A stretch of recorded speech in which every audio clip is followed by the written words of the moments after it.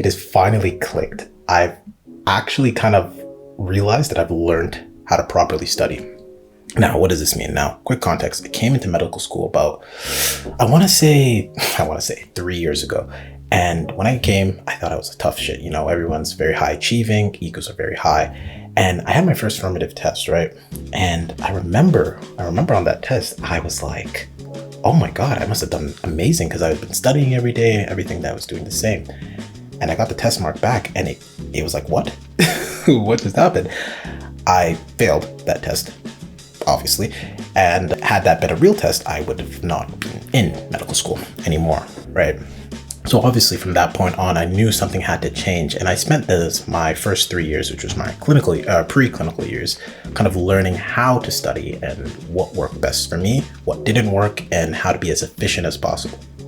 And by the end, I was able to graduate with honors. I was able to spend the least amount of time studying and get the greatest grades that I was. So I wanted to share that with you guys for today. It's going to be a bit of a long video, so I'm going to I promise, I'm going to put some timestamps. I'm going to organize it, have some nice editing for future to do. So it's very easy to follow. And if that's something that you guys it would be a lot easier to kind of just follow along. Right. So I think the first and the most important part about studying and excelling in medical school is your mindset. Your mindset. And the mindset you need to have is that you are stupid. You need to understand that you are an idiot. You don't know anything and you should remain that way for the rest of your life. Now, what do I mean? I've just hurled a bunch of insults at you guys and that's not very nice. What I mean by this is when you go into medical school, myself included, your ego is here, very high, right? And for good reason, right? You've got into probably a very difficult program. You know, you've been the top of your class for a very long time. You've been doing extracurriculars. You've been sacrificing time when others have been dicking around, right? So it makes sense why your ego is very high, why you think that you're hot shit. And you are hot shit, right? Not in medical school though. And that ego will be the downfall of you if you don't accept that you don't know things and you don't accept that you need to kind of go out of your comfort zone in order to grow, in order to do the best you possibly can. And I'll tell you this very quickly, what worked in high school, what worked in undergraduate will most likely not work in medical school. And the quicker you realize that you're starting back at zero, the quicker you're going to be able to grow, the more open you will be able to ask people for help, and the less shame you feel, because you shouldn't feel like you're doing this alone. And I think we make it a competition with our friends and our peers to be like, who's the smartest, who can do all of this by themselves. But we're all in this together, right? We're all trying to be doctors and we're trying to help people, I hope, at the end of the day. So we shouldn't really be trying to compete with each other. We should try to compete with ourselves. Absolutely. Push yourself to the greatest limits, but don't try to compete with other people when you're not running the same race as them, because obviously we all have different circumstances, right? So that mindset shift is incredibly important. You need to understand that you're not at that top level anymore. You're back at level 1, but that's okay. You need to ask for help. You need to be open to trying new things. Now, I'll kind of explain a bit of a downfall to this later, but that's part 1, the mindset shift. Now, I kind of wanted to break it down into the how you're going to study, when you're going to study, and what you're going to study. And the first thing we're going to talk about is what you're going to study. Simple answer, everything, right? Medical school has a lot of different concepts, a lot of different things, and everything might be a bit misleading. You can't study everything. You can't have everything memorized. You can't have every single knowledge point, because there is so much things to know that it is not possible to know everything. You can try, but if you want to actually have a good life, you want to enjoy the things that you want to do, then you're not going to be able to do all of that. So what I recommend is to have a general knowledge of most things and have a very detailed knowledge of the things that are important for your exam, but also important to you, because the things that are important to you, you will like to study more. So what are you going to do? How are you going to make sure you get everything that you need to memorize for the test, everything you need to know? I'm glad you asked. You are going to go into Excel, and now I will I pray that I put some extra materials on the video so it's a bit easier to see, but you're going to go into Excel, and on your first column, you're going to put every single name of the lecture, anything that can be examinable on one column, right? So each row is going to be your first column is going to be everything that can be examinable. In each row is going to be each one of those things. So these are your lectures. These are your clinical skills. These are your dissection sessions. These are maybe you have asynchronous learning. These are everything that can be examined on your test. You want to put those down. And the reason why you're going to do this on day one or whatever day it is, the reason why is because if you just rely on this kind of like just winging it, you're going to miss things. And the worst thing I will tell you, and anyone will tell you, is when you know you had a question on a test that was super easy knowledge, but you just forgot to revise that. That is the worst thing, because that could be for a lot of people the difference between you passing or failing. That could be for a lot of people the difference between you doing just okay and you getting like a first, right? So you want to make sure you have everything written down. That is incredibly important, and I cannot stress this enough. I only started doing this in my third year. It saved me so much headache because I didn't have to go, oh, did I miss something? I knew I had everything because I spent those 30 minutes, that 1 hour at the start of the semester writing everything down. So that's the what. Now, beside that column, so that's your first column, everything. Now, the next column is going to be the when. We'll go on to the when because I think that's important. The way that we're going to do this is we're going to do something called spaced repetition. Now, again, you may know this if you use Anki or flashcards. It automatically does this. But we're not necessarily going to be using that for our study. And I'll explain that in the how we're going to study, why. But the way that we're going to do it is every column past the first column is going to be a date, and that's going to be referring to the date in which we studied that topic. So if the first topic is about the lobes of the brain, the next column is going to be a date. So if you studied it and you went through the lectures and you studied it on, let's say, the 29th of October, you're going to put down the 29th of October. And the way that you're going to know how well you studied it is you're going to use a coloring system. Now, again, I'll put it on the screen, but the way that I do it is if I have red, that means if you were to test me on this knowledge right now, I would fail, immediately fail. Yellow is when I highlight that color. Now, the yellow essentially means that I kind of know the content. If you were to test me on it, I would get 50%, 60% of the questions right. And again, these are arbitrary. These are what you're comfortable with. Like if you feel like you're comfortable with like only knowing 70% as your yellow, then you can make it 70%. And then you have a green. So again, we had the red if we didn't know anything, yellow if we kind of know stuff, and green is if we know most of the stuff. And I'd say this is about an 80% recall. And I'll tell you how you kind of calculate that recall a bit later. But that is the when.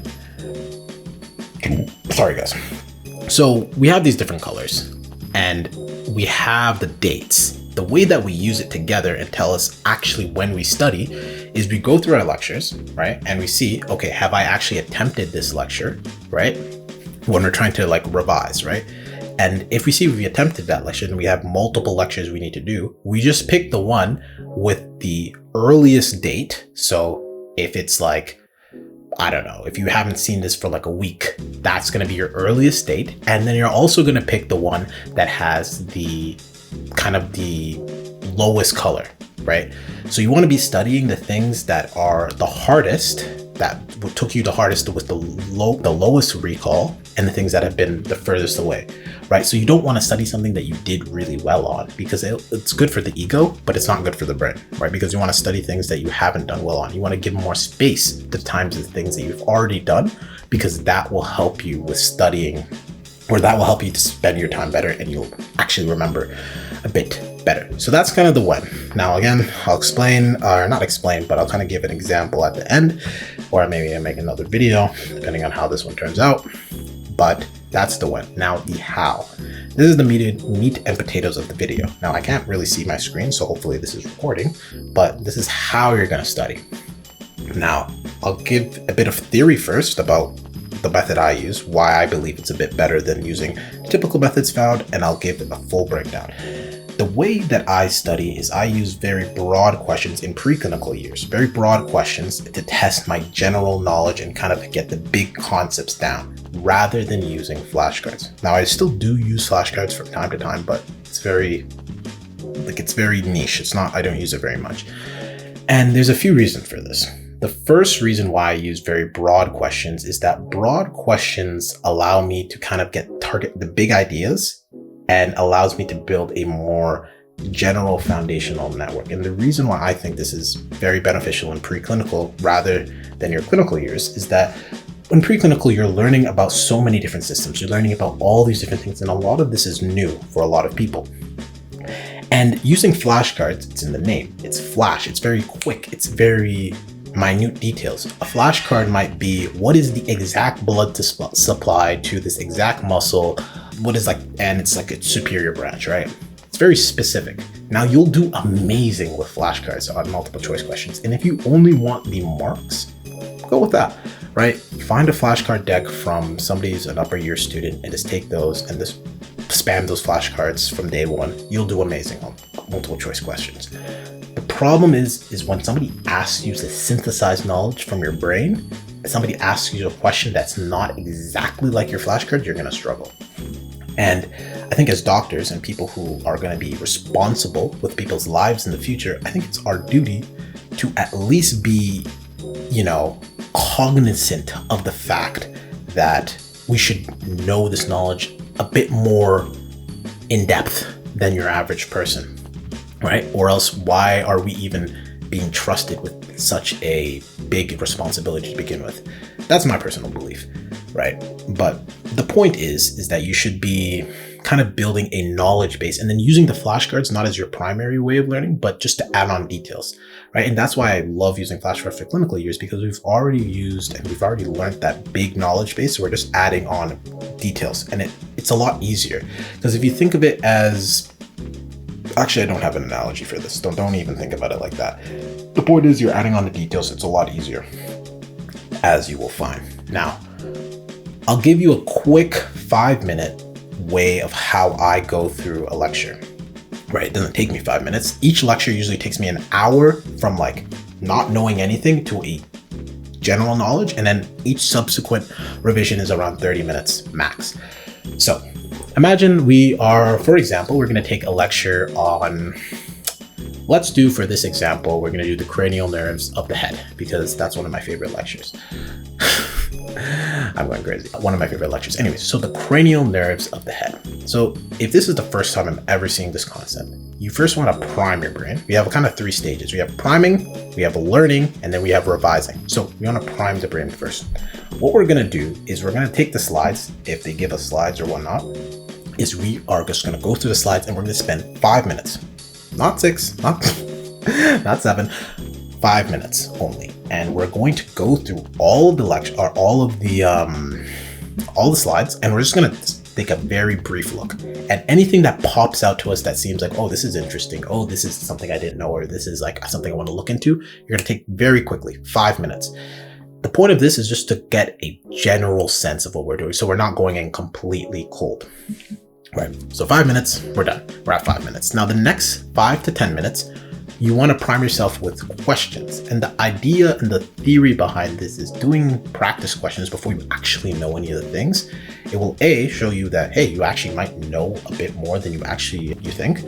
But B, it will make it so that when you get those questions wrong, it kind of, your brain kind of tells you, you're kind of thinking, you're kind of making those connections in the brain. So, okay, I got this wrong. So the next time I see a question similar to this, I'm going to say it's going to be something else. It doesn't mean that you just do a bunch of practice questions, get it wrong, and then the next time you see, you get it all right. Of course not. If it was that easy, then all of us would be doctors. But it kind of builds another layer of building your knowledge. Now, this was a very controversial take. And again, if you're not comfortable with it, then you don't have to do this step. But a lot of lectures don't necessarily have specific questions made for each lecture, right? If they do, then that's amazing. But some of them may have questions at the end of the lecture. That's perfect. But if they don't, I would say just use AI. I'll drop the prompt that I used in the description.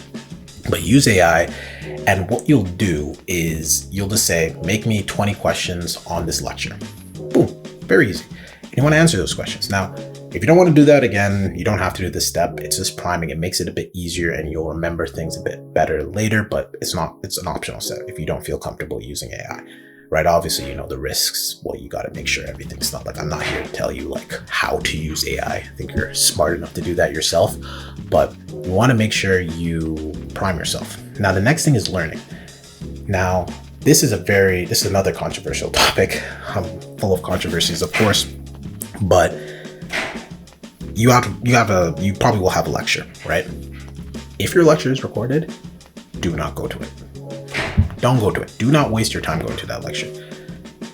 I can go on and on and on about why I feel like going to lectures is a waste of time, a waste of energy, just not an efficient way to use your very precious time in medical school, believe me.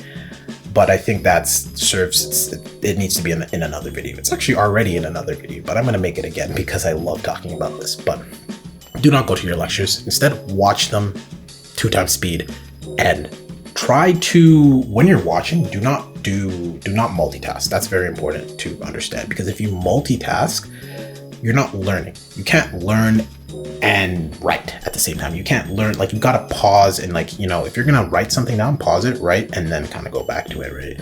So don't multitask while you're watching the video. Just try to watch a video and just try to think of how things connect in your way. Think of how they connect in your brain. I know that sounds just really heebie-jeebie, but just think and just try to watch. It's very up in the air, but just watch the video. Don't do anything else. Just watch the video intently, as if you're trying to absorb everything, right? Watch the video.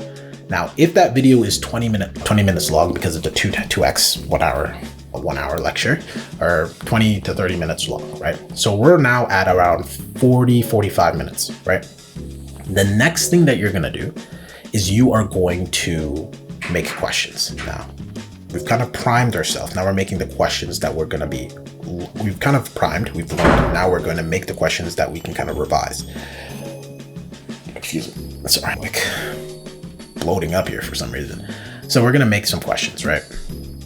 So how we're going to make these questions are pretty simple. We want to make questions, the philosophy is you want to make questions that are broad enough that we are getting a good main topic ideas. We're getting a lot of topics, but we don't want to make it too broad that it's too much, but we also don't want to make it too detailed such that it's just another flashcard, right? So the way I like to do it is usually each slide, if you have lectures, will have a heading, and those are usually a good starting point to where you will be able to kind of get your questions from. So for example, for the cranial nerves, you might have a lecture heading being like the cranial nerves that control the muscles in the eye, right? Or cranial nerves that are located. They might do it by location. They might do it by function or whatnot. You can just take those and just use those as a starting point. Now, again, you want to kind of cover everything, but each slide or every 2 slides should kind of relate to one question, right? So if your slides are around 30 to 40, you should have around 20 to 30 questions, right? Now, it's not a hard rule. It's not set in stone, but you should have around 30 to 40 or 20 to 30 questions. I try to aim to have it to a max of 2 pages of questions if each line is a specific question and each question doesn't go over a line, right? So you want to have that there, right? And you're writing that in a document. Now, a super amazing, great tip to save you so much time. This will save you honestly, this is probably the biggest time save, is do not, for the love of God, write the questions or the answers to those questions in that document. You have the lecture, you have the internet, you have the textbook, you have ChatGPT, you have everything at your disposal. Do not waste your time writing those answers, because you can find it very quickly with a quick Google search, right? You can look at the lectures. You'll have the lectures open when you're studying as well. Obviously not looking at the lectures, but you'll have, you don't need to write all of that shit, right? It's a waste of time, and it will save you so much time because you're just thinking of the questions, the best way to test yourself. You're not thinking of the answers. The answers you will look at when you're revising, but you will just search those up, right? So let's recap, right? We've done a priming session. we've done practice questions, we've watched the lecture, and we've made questions. Cool. That's pretty much all of your materials you need for studying, and you have that done in about an hour, right?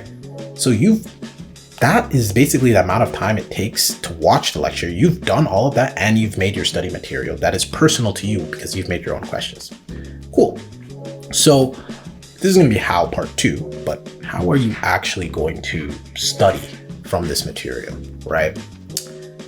Glad you asked. So the way that you study for me is, it's a kind of a technique called the Feynman's technique. Now, obviously I did not make it, but it's like you're explaining that concept to as if you are explaining it to like a 5-year-old, right? You're just explaining the concept, right? So if you have a question on what are the cranial nerves that control, what are the cranial nerves that are located in the medulla of the brain, right?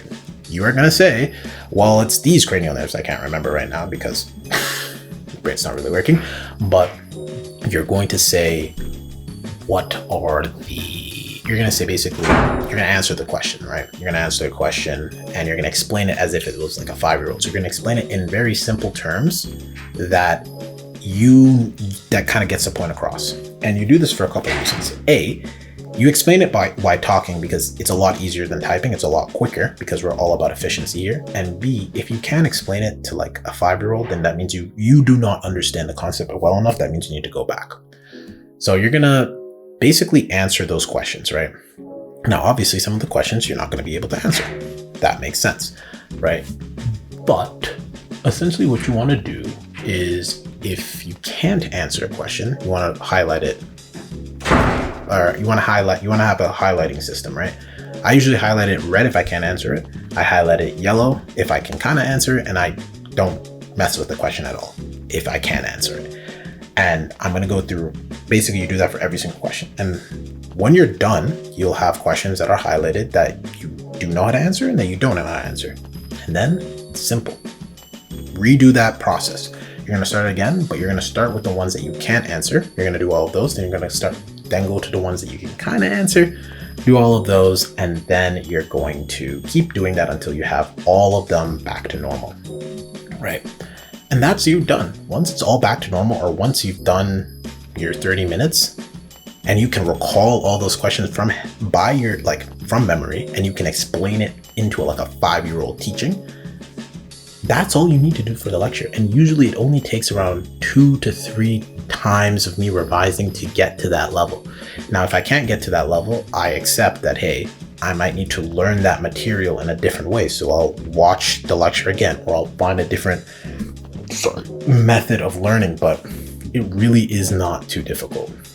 So that's pretty much what I do. That's the when, the where, I didn't say the where, the what and the how. And yeah, when you go back to that spreadsheet, once you've done that session, at the end of that session, what you can basically say is like, if I recalled it pretty well, if you think you can recall it pretty well, you put down you color it in the different ways. Right, so I don't know. I might remake this section because I feel like it's a bit off. But yeah, if you think this is too much work, or you think you want to do flashcards again, up to you. That's perfectly fine. It works. I did in my first few years, and I got good grades using it. But I will warn you that flashcards will be the downfall of you, because when you rely on flashcards, you don't have that knowledge base that other people may have if they use more kind of like holistic methods. I'll tell you, it's more efficient if you really, really, really only want to spend like 2 hours a day studying. Getting flashcards from other years, it's going to work. I'm not going to lie to you. But I think if you want to be knowledgeable and you want to be able to enjoy your studying, because flashcards for me is a very repetitive process, I think it's probably in your best interest to at least give this a try. If it doesn't work for you, if you really hate it and flashcards is what you want to do, sure.